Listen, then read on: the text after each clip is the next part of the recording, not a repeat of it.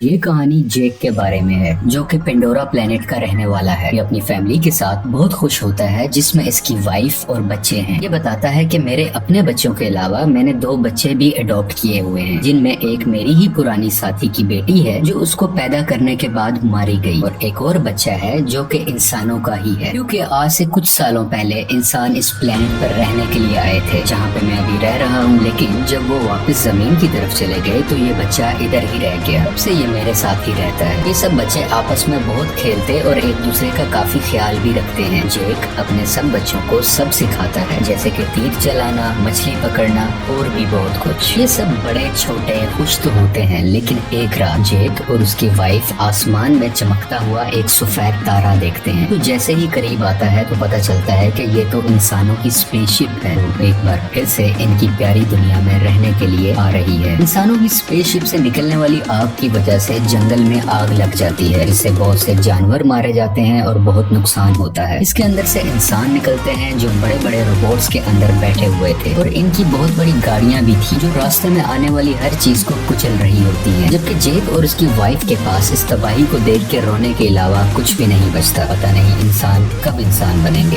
अब लैब को दिखाया जाता है जहाँ एक नीले रंग का इंसान जो बिल्कुल जेक और उसकी फैमिली जैसी शक्ल का लग रहा था, वो बेकाबू होकर उठता है और आसपास के लोगों को मारने लगता है। उसको उसके साथी कंट्रोल करते हुए बताते हैं कि आप हमारे कॉलोनल हैं, यानी कर्नल हैं, और आप इंसान ही हैं। हमने आपके मरने के बाद आपको मॉडर्न टेक्नोलॉजी की मदद से ऐसी बॉडी दे दी है जिस वजह से आप इस प्लेनेट में जिंदा रह सकेंगे। आप दिखने में इस प्लेनेट के लोगों जैसे ही लगेंगे, तो आपको फिक्र करने की कोई जरूरत नहीं है। इसी तरह बहुत से इंसानों को ऐसी बॉडी दे दी जाती है जो कि हम इन कर्नल के आसपास खड़े लोगों में देख भी सकते हैं। दूसरी तरफ जेक और उसके साथी इंसानों को रोकने के लिए उनकी ट्रेन को तबाह कर देते हैं, जिसमें उनके हथियार और खाने का सामान जा रहा था। ये लोग खुद उड़ने वाले क्रिएचर्स पर थे और इंसानों के हेलीकॉप्टर्स को भी तबाह करने के बाद उनका सामान लूट लेते हैं। जब कर्नल को इस होने वाले नुकसान का पता चलता है तो वो जेक को मारने का प्लान करता है, क्योंकि जेक ही है जो नावी लोगों का लीडर है। बेसिकली जेक और उस जैसे दिखने वाले लोगों को नावी कहा जाता है। ये सभी वो लोग हैं जो जंगलों में रहते हैं और इन्हीं ने ट्रेन पर अटैक भी किया था। लेकिन कर्नल की सीनियर ऑफिसर उसको बताती है कि हमने जब भी जेक के जंगल में अपने जहाज भेजे तो उनके उड़ने वाले क्रिएचर्स ने हमेशा उनको तबाह किया। तुम ही हमारी उम्मीद हो जो कुछ कर सकते हो। तो कर्नल जंगल में अपने कुछ साथियों के साथ पैदल जाता है जहाँ पर जेक के बच्चे खेल रहे थे। वो अपनी तरफ इंसानों को आता देखकर अपने फादर को बताते हैं, लेकिन उसी वक्त इंसान उनको पकड़ लेते हैं। कुछ ही देर में जेक की वाइफ वहाँ पर पहुंचकर एक इंसान के सर से तीर आर पार कर देती है। दोनों में लड़ाई शुरू हो जाती है। जेक की वाइफ अपनी बाकी बच्चों को तो बचा लेती है, लेकिन कर्नल उसके उस बेटे को उठा के अपने साथ ले जाता है जो इंसानी शक्ल वाला बच्चा था, जिसको इन्होंने अडॉप्ट भी किया हुआ था। जेक की वाइफ अपने बच्चे को लेकर परेशान ही थी कि जेक कहता है कि हमें इस जंगल को छोड़कर जाना होगा, क्योंकि मैं यहाँ का लीडर हूँ और वो कर्नल मेरे पीछे है। क्योंकि जब पहले इंसान यहाँ आए थे तब मैंने ही कर्नल को मारा था, क्योंकि वो नीले जिस या एवाटार में जिंदा होकर दोबारा आया है तो वो मुझे मारना चाहता है। अगर मैं, तुम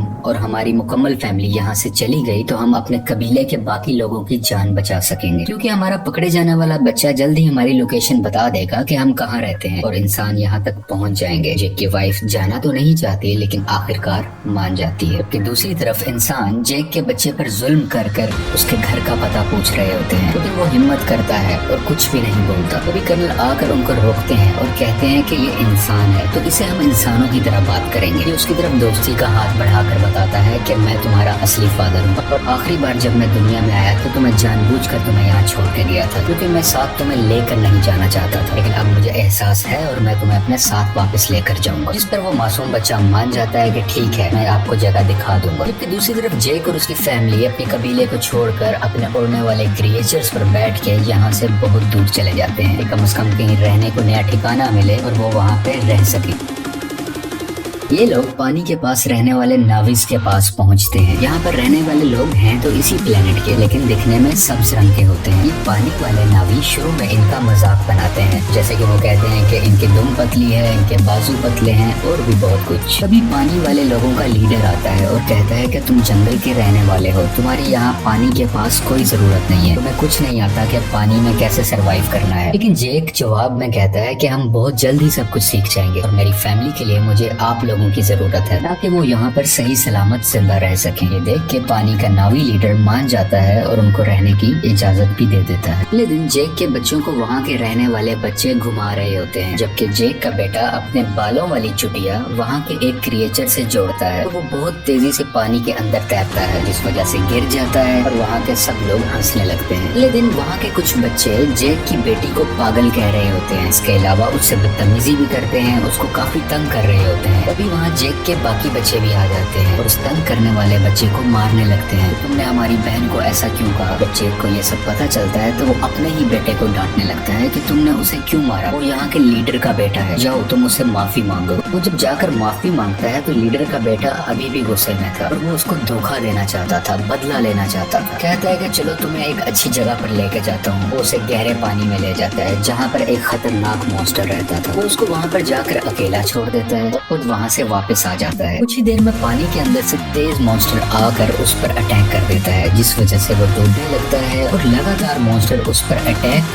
कर उसको खाने की कोशिश कर रहा होता है। दोनों आमने सामने होते हैं। तभी वहाँ सबसे बड़ा मॉन्स्टर आ जाता है, जो छोटे मॉन्स्टर को अपने मुंह में डाल के पत्थर पर जोर का मारता है और उसको वही मार डालता है। इतनी ही देर में जेक का बेटा पानी में मजीद सांस नहीं ले पाता और डूब जाता है। जैसे ही उसकी आंख खुलती है तो वो देखता है कि सबसे बड़े पानी के मॉन्स्टर ने उसकी जान बचाई है और वो उसके ऊपर लेटा हुआ है। ये लड़का देखता है कि वो मॉन्स्टर बेचारा काफी जख्मी भी है। ये उसके जिस्म से कुछ लगे हुए हथियार निकाल कर उसको सुकून देता है, जिससे इन दोनों की दोस्ती हो जाती है और वो मॉन्स्टर इस लड़के को उसके घर वालों के पास छोड़ के आता है। जब सब्ज कबीले वाले नावी लीडर को ये पता चलता है कि उसके अपने बेटे ने ही जानबूझ के हमारे मेहमान को मॉन्स्टर के पास मरने के लिए छोड़ा, वो उसको सजा देने लगता है। लेकिन जेक का बेटा कहता है कि आपके बेटे की कोई गलती नहीं है, ये मेरा आइडिया था गहरे पानी में जाने का, मैंने ही कहा था कि हम वहाँ चलते हैं। देख के लीडर के बेटे को शर्मिंदगी होती है कि इसने मुझे बचा लिया क्योंकि मैंने गलत किया था, मैं तो उसको मारना चाहता था। इसी चीज को देखते हुए वो अब दिल से इनका अच्छा दोस्त बन जाता है। जेक का वही बेटा सबको बताता है कि बड़े मॉन्स्टर ने मेरी जान बचाई और सब दोस्त उसका मजाक बनाने लगते हैं और कोई भी उसका यकीन नहीं करता। अगले दिन ये दोबारा उसी बड़े मॉन्स्टर के पास जाता है और जाके बहुत ज्यादा एंजॉय करता है। वो दोनों आपस में बहुत खेलते हैं, जबकि कर्नल जेक की तलाश में अब तक फिर रहा था। तभी उसको इन्फॉर्मेशन मिलती है कि जेक अपनी फैमिली के साथ कहाँ कहाँ जा सकता है, लेकिन अभी भी एग्जैक्ट इन्फॉर्मेशन नहीं थी, इसलिए मजीद ढूंढना पड़ रहा था। कर्नल ने वहाँ के उड़ने वाले कुछ क्रिएचर्स पर अपना कंट्रोल भी कर लिया था, जैसे कि वहाँ के रहने वाले लोकल नावी लोग क्रिएचर्स को इस्तेमाल किया करते थे। तब इंसान जेक को ढूंढने के लिए निकल पड़ते हैं और एक जजीरे यानी आइलैंड पर पहुंचते हैं, जहाँ के लोग कहते हैं कि हमने कभी नहीं देखा जिसकी तस्वीर तुम हमें दिखा रहे हो। कर्नल को इन सब की बातें झूठ लग रही होती हैं, तो वो इन लोगों के एक क्रिएचर को मरवा डालता है। कर्नल का बेटा उसे समझाता है कि ये लोग कुछ नहीं जानते, ये सिर्फ मछलियाँ पकड़ते हैं, इन्हें छोड़ दो, ये कुछ नहीं जानते। तो कर्नल भी अपने बच्चे की बात मान लेता है, लेकिन जालिम इंसान फिर भी जाते हुए वहाँ आग लगवा कर उनके रहने की जगह को जलवा देता है। इस तरह और भी जगहों पर जाकर बहुत से मासूम नावी लोगों को मारने लगता है। सबसे बहुत कुछ पूछता है, लेकिन इस वक्त तक उसको जेक का पता नहीं चलता कि वो कहाँ पर गया।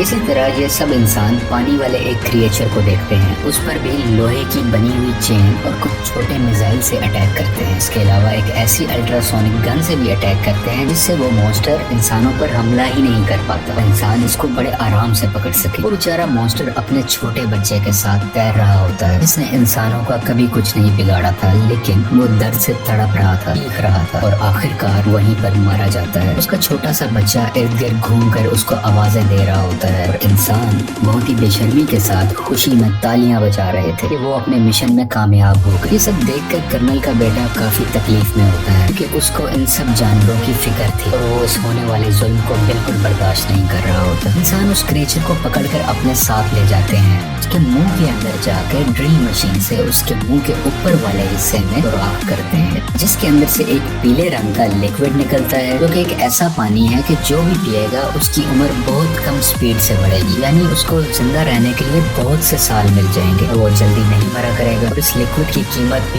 करोड़ों डॉलर्स में है, इसको ये मार्केट में बेच के बहुत पैसा कमाने वाले हैं। अगले दिन मरने वाले मॉन्स्टर क्रिएचर को सब नावी लोग देख लेते हैं। इसके बाद जेक को बुरा भला कहने लगते हैं कि तुम्हारी वजह से इंसान इधर तक पहुंच गए और अब वो हमारे क्रिएचर्स को मार रहे हैं और बहुत जल्द हमें भी, इसलिए जो भी हुआ सो हुआ। ग्रीन नावी लीडर कहता है कि हम इंसानों से मुकाबला करेंगे। इसके कुछ देर बाद जेक का बेटा सबसे बड़े मॉन्स्टर से एक बार फिर मिलने जाता है और देखता है कि उसके ऊपर एक एंकर जैसी डिवाइस लगी हुई है, जिसकी वजह से उस मॉन्स्टर को उस डिवाइस ने वहीं रोका हुआ था और वो वहाँ से हिल ही नहीं पा रहा था, क्योंकि इंसान उस लिक्विड को हासिल करने के लिए और भी मॉन्स्टर्स को मारने का इरादा रखते हैं। और इस बार बारी है जेक के बेटे के बड़े मॉन्स्टर की, जो साइज में भी बहुत बड़ा है और उसमें से लिक्विड भी बहुत ज्यादा निकल सकता है। इसलिए इंसान अब इस मॉन्स्टर को मारना चाह रहे हैं। बेटा और बाकी भी उसके पास होते हैं, जबकि इंसान इस तरफ बढ़ रहे होते हैं। कर्नल भी इन बच्चों को वहाँ दूरबीन से देख लेता है। जेक और लीडर को पता चलता है कि उनके बच्चे खतरे में हैं और वो अपने हथियार उठाकर उन्हें बचाने के लिए निकल पड़ते हैं। बहुत मुश्किल से बच्चे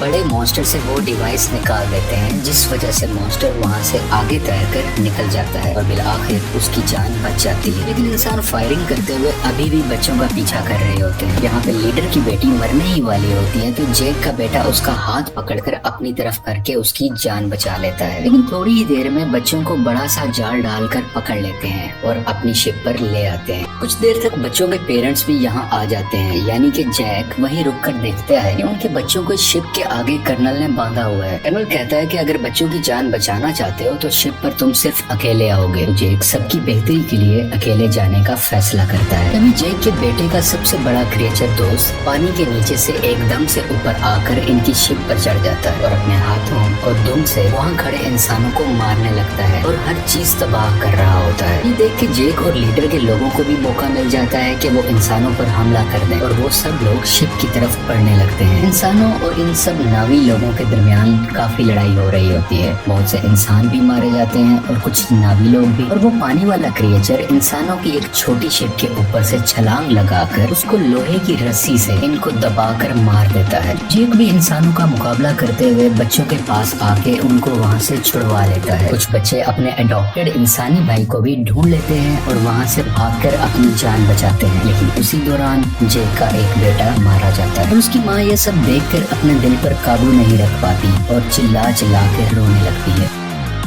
जेक के दो बच्चे फिर से कर्नल ने पकड़ लिए होते हैं तो वो लोग इंतजार कर रहे होते हैं कि जेक इनको बचाने आएगा और इसी मौके को देखते हुए हम उसे मार डालेंगे। जेक वहाँ बड़ी खामोशी से आकर धमाका करता है, जिससे हर तरफ आग ही आग हो जाती है। बहुत से इंसान भी मारे जाते हैं। उसकी वाइफ भी बहुत से इंसानों को अपने तीर से हमेशा के लिए खत्म कर देती है और एक इंसान को गुस्से वाली आंखें दिखाते हुए मार डालती है, क्योंकि अभी अभी उसने अपना बेटा खोया था। उसकी आंखों में दर्द था। मौका देखते हुए कर्नल जेक की बेटी की गर्दन पर चाकू रख के उन सबको हथियार डालने का कहता है। लेकिन उसी दौरान जेक की वाइफ वहाँ आकर कर्नल के ही बेटे की गर्दन पर चाकू रख देती है, जिसको देखते हुए कर्नल को उसकी बेटी को छोड़ना पड़ जाता है। फाइनली कर्नल और जेक की आपस में हैंड टू हैंड लड़ाई होती है। इसमें बहुत मुश्किलों के बाद जेक कर्नल का गला अपने हाथों में दबाकर उसे मार देता है और आखिरकार ये जालिम कर्नल पानी में डूबने लगता है। लेकिन कर्नल का बेटा उसे डूबने से बचाकर पानी के ऊपर ले आता है, क्योंकि कर्नल ने उसकी जान जो बचाई थी जब जेक की वाइफ ने उस पर चाकू रखा हुआ था। जब कर्नल कहता है कि बेटा मेरे साथ आओ, तो वो उस पर गुस्सा कर अपनी फैमिली के पास चला जाता है, यानी कि जेक के पास। और इसको देखकर जेक की फैमिली भी बहुत खुश होती है और उसको पहले की तरह ही प्यार करती है। आखिर में जेक अपने मरने वाले बेटे को पानी के अंदर दफना देता है और उस वक्त उसको सब पुराना याद आ रहा था कि मेरा बेटा जो आज मरा है उसको मैंने कैसे अपने हाथों में उठाया था जब वो पैदा हुआ था, और आज अपने ही हाथों से दफन भी कर रहा हूँ। और इस फिल्म की कहानी यहीं पर खत्म हो जाती है।